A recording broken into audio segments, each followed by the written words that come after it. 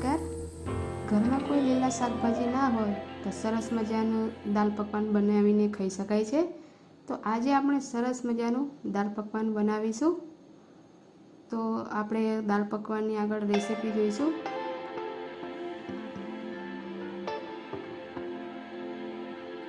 દાળ પકવાન આમ તો મેદાના લોટનો જ બનાવતા હોય છે, પણ હું ઘઉંનો લોટનો ઉપયોગ કરી અને દાળ પકવાન બનાવી છે।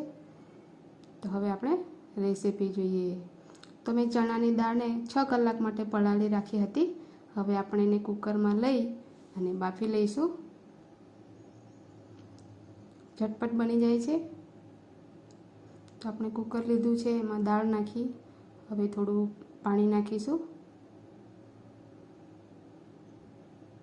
થોડી હળદર નાખીશું,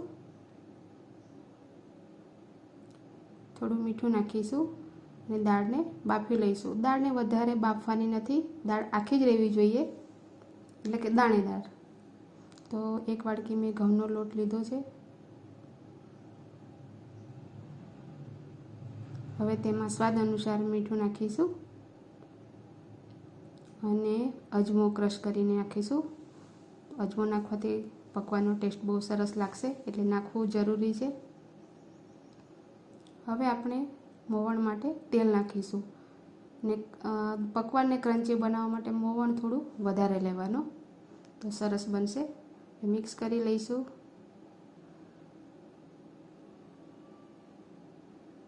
હવે તેમાં થોડું થોડું પાણી નાખી આપણે સરસ લોટ બાંધીશું।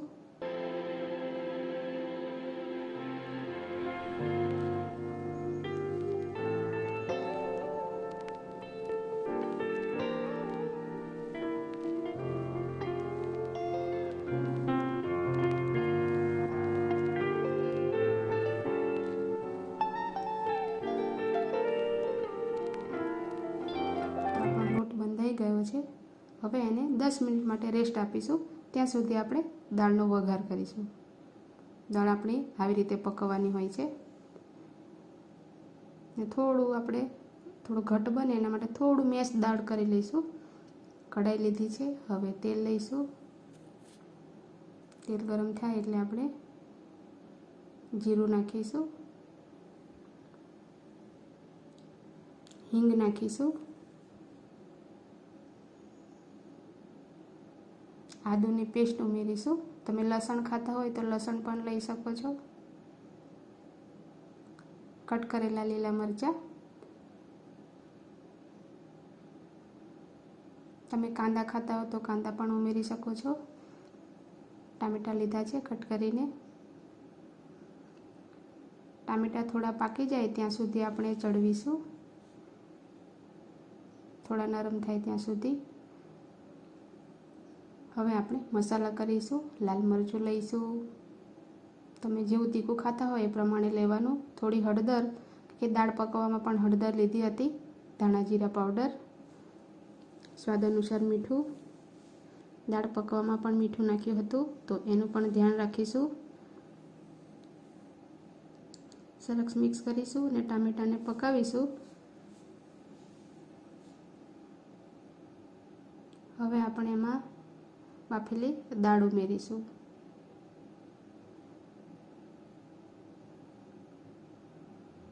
મિક્સ કરી લઈશું। વધારે થોડું પતલું કરવું હોય તો તમે પાણી પણ ઉમેરી શકો છો। હવે આપણે એમાં ગરમ મસાલો ઉમેરીશું। તો આપણો દાળ રેડી થઈ ગઈ છે। તમે લીલા ધાણા પણ ઉમેરી શકો છો। હવે આપણે પકવાન બનાવી લઈશું।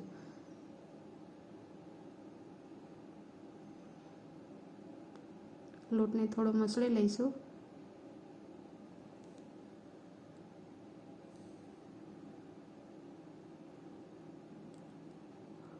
હવે આપણે પકવાન બનાવવા માટે લુવા બનાવી લઈશું।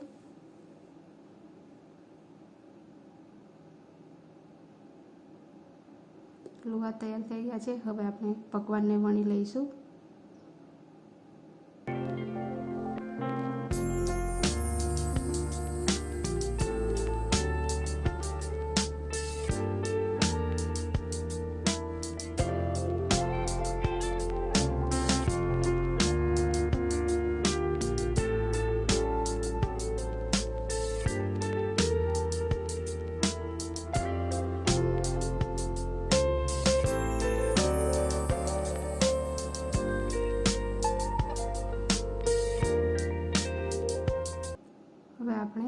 આપણું પકવાન ફૂલી ના જાય એના માટે આપણે કાંટા ચમચીથી થોડા કાણા પાડી લઈશું.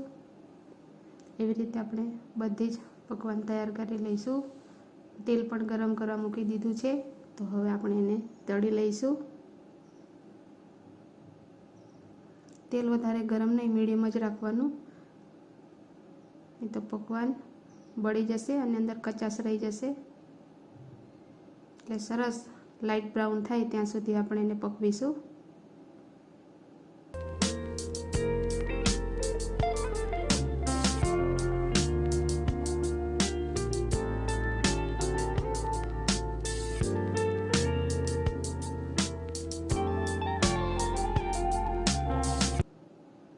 એવી રીતે બધા જ પકવાન આપણે રેડી કરીશું. તેલમાંથી હવે કાઢી લઈશું.